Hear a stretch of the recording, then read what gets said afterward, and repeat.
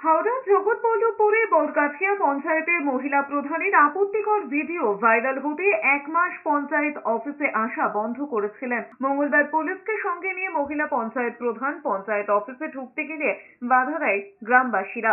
বেধড়ক মারধর করা হয় বলে অভিযোগ। জানা গিয়েছে 1 মাস ধরে জগৎবল্লভপুরে বরগাছিয়া 1 নম্বর গ্রাম পঞ্চায়েত প্রধানের আপত্তিকর ভিডিও ভাইরাল হয়। পঞ্চায়েত প্রধানের বিরুদ্ধে এলাকায় পোস্টারও পড়ে। এরপরেই প্রায় 1 মাস পঞ্চায়েত অফিসে আসা বন্ধ করে দেন প্রধান। দিনের পর দিন সার্টিফিকেট থেকে প্রকল্পের সুবিধা থেকে বঞ্চিত হতে হয় গ্রামবাসীদের। মঙ্গলবার পঞ্চায়েত অফিসে ঢুকতে গেলে বাধা দেয় গ্রামবাসীরা। পুলিশের সামনে চুলের মুঠি ধরে কিল চর ঘুষি মারতে থাকেন গ্রামবাসীরা।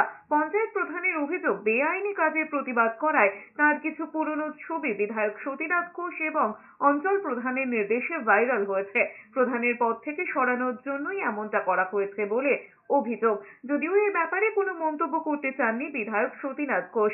বরগাছিয়া অঞ্চল প্রধান মোহাম্মদ জাফর অবশ্য জানিয়েছেন, যে ধরনের ছবি ভাইরাল হয়েছে তাতে গ্রামবাসীরা ক্ষিপ্ত হয়ে এ কাজ করেছেন।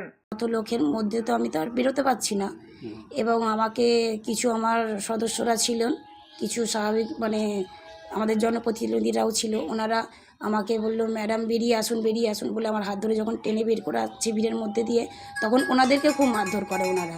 এমএলএ সাহেবের বা বিধায়ক সাহেব উনি নির্দেশ দিয়েছেন অঞ্চল সভাপতিকে, অঞ্চল সভাপতি এবং আমাদের যিনি উপপ্রধান আছেন সঞ্চালক আছেন জনস্বাস্থ্যের শেখ সাবির আলী, এনারা ওই লোকগুলোকে নিয়ে আসছেন।